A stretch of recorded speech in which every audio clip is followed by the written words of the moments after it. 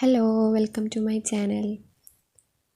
Memorandum discuss ചെയ്ത് കഴിഞ്ഞു. കഴിഞ്ഞ വീഡിയോയിൽ പ്രൊമോഷൻ അതിൻ്റെ അടുത്ത വീഡിയോയിൽ ഡിസ്കസ് ചെയ്തിരുന്നു. സോ ഇനി നമ്മൾ ഡിസ്കസ് ചെയ്യണം ഫോക്കസ് ചെയ്തത് നെക്സ്റ്റ് ടോപ്പിക്കാണ് ആർട്ടിക്കിൾ ഓഫ് അസോസിയേഷൻ. അതാണ് ഞാൻ ഈ വീഡിയോയിൽ ഡിസ്കസ് ചെയ്യുന്നത്.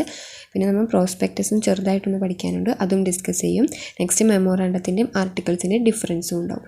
സോ ഫസ്റ്റ് നമുക്ക് ആർട്ടിക്കിൾ എന്താണെന്ന് നോക്കാം. Article of association is A document containing the rules regarding the internal management of A company.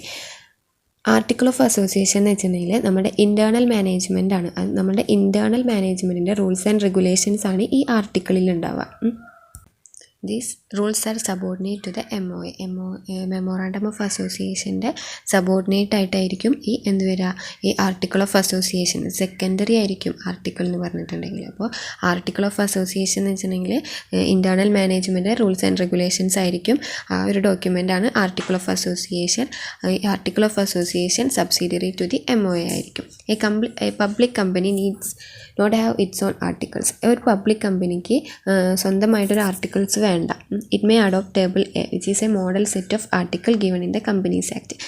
ഒരു പബ്ലിക് കമ്പനിക്ക് എന്ത് ചെയ്യുക, ടേബിൾ എ അഡോപ്റ്റ് ചെയ്യുക. അത് നമ്മുടെ ആർട്ടിക്കിളിൻ്റെ ഒരു മോഡലാണ്. കമ്പനീസ് ആക്ടിൽ കൊടുത്തിട്ടുള്ള ഒരു മോഡൽ, ആർട്ടിക്കിൾസിൻ്റെ ഒരു മോഡലാണ് കമ്പനീസ് ആക്ടിലുള്ളത്, ടേബിൾ എ. സോ ആർട്ടിക്കിൾസ് എന്ന് പറഞ്ഞിട്ടുണ്ടെങ്കിൽ എന്താണ്, ഇൻറ്റേർണൽ മാനേജ്മെൻറ്റിൻ്റെ റൂൾസ് ആൻഡ് റെഗുലേഷൻസ് ആണ് ഉണ്ടാവുക. ഇൻറ്റേർണലി ആയിരിക്കും. MOA ആണെങ്കിൽ ഔട്ട്സൈഡ് ദി കമ്പനി ആയിരിക്കും. ഇനി ഒരു ആർട്ടിക്കിൾ ഓഫ് അസോസിയേഷനിൽ എന്തെല്ലാം മാറ്റേഴ്സാണ് ഉണ്ടായിരിക്കേണ്ടത്. First one, number and value of shares. എത്ര നമ്പറാണ് നമ്മുടെ കമ്പനിയിൽ ഒരു ഷെയർ ആയിട്ടുള്ളതും അതിൻ്റെ വാല്യൂ വേണം. Next, issue of preference share issue ചെയ്തിട്ടുണ്ടെങ്കിൽ അതിൻ്റെ details. Allotment of share allot ചെയ്തിട്ടുണ്ടെങ്കിൽ, ഷെയർ ട്രാൻസ്ഫർ ചെയ്തിട്ടുണ്ടെങ്കിൽ ട്രാൻസ്ഫർ ഓഫ് ഷെയർസ്. ഇനി ഫോർഫീച്ചർ ഓഫ് ഷെയർസ്. ഫോർഫീച്ചർ എന്ന് വെച്ചിട്ടുണ്ടെങ്കിൽ ഷെയർ തിരിച്ചെടുക്കുക എന്നുള്ളൊരു മീനിങ് ആണ് വരുന്നത്.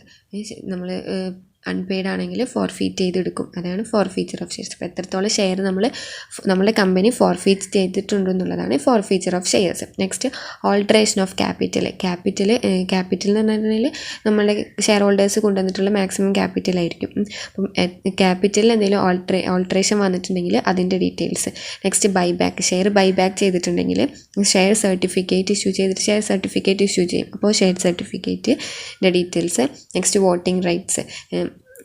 ആർക്കൊക്കെയാണ് വോട്ടിംഗ് റൈറ്റ്സ് ഉള്ളത്, അവരുടെ details. Next, meetings and rules regarding committees. നമ്മുടെ കമ്പനിയുടെ മീറ്റിംഗ്സിൻ്റെ details. Next, directors, their appointment and delegation of powers. ഡയറക്ടേഴ്സിൻ്റെ details ഉണ്ടായിരിക്കണം. ഡിബെഞ്ചേഴ്സ് ആൻഡ് സ്റ്റോക്സിൻ്റെ issue of debentures and stock. Next, കമ്പനിയുടെ സീല്. റെമ്യൂണറേഷൻ ഓഫ് ഡയറക്ടേഴ്സിന് കൊടുക്കുന്ന remuneration. Next, general meetings. Next, directors meetings.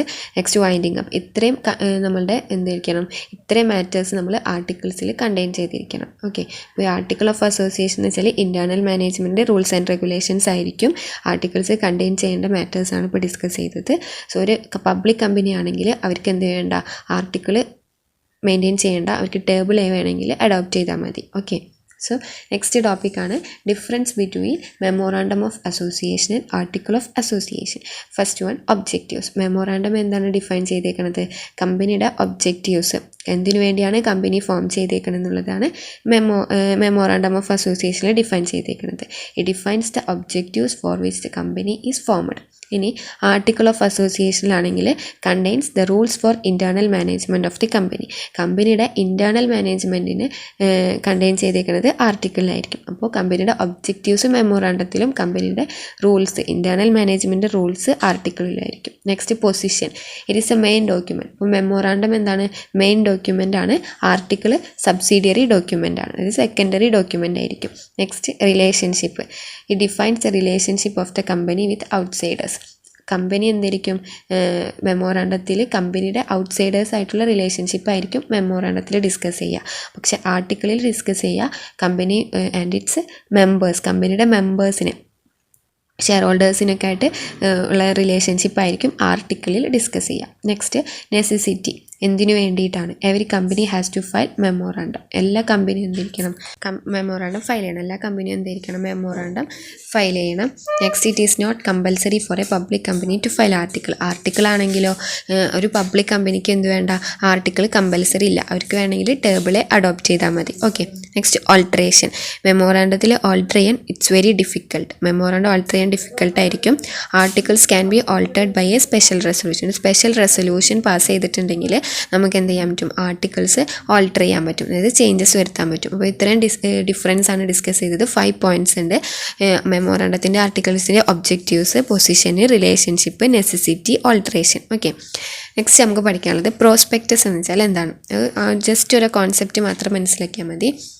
Prospectus is an invitation to public to apply for shares or debentures of the company or to make deposits in the company. അതായത് prospectus എന്ന് വെച്ചിട്ടുണ്ടെങ്കിൽ പബ്ലിക്കിന് വേണ്ടിയിട്ട് നമ്മൾ invitation ഇറക്കാണ്. Public ഷെയറോ ഡിബഞ്ചറോ അതിന് വേണ്ടി application തരാൻ വേണ്ടിയിട്ട് കമ്പനിക്ക്, അല്ലെങ്കിൽ കമ്പനിക്ക് ഒരു ഡെപ്പോസിറ്റ് ഉണ്ടാക്കാൻ വേണ്ടിയിട്ട് നമ്മൾ പബ്ലിക്കിനെ ഇൻവൈറ്റ് ചെയ്യുന്നതാണ് പ്രോസ്പെക്ടസ് എന്ന് വെച്ചിട്ടുണ്ടെങ്കിൽ. അപ്പോൾ പബ്ലിക്കിനെ നമ്മുടെ കമ്പനിയിലോട്ട് ഇൻവൈറ്റ് ചെയ്യുന്നതാണ് എന്ത്, ഈ പ്രോസ്പെക്ടസ് പബ്ലിഷ് ചെയ്തിട്ട്.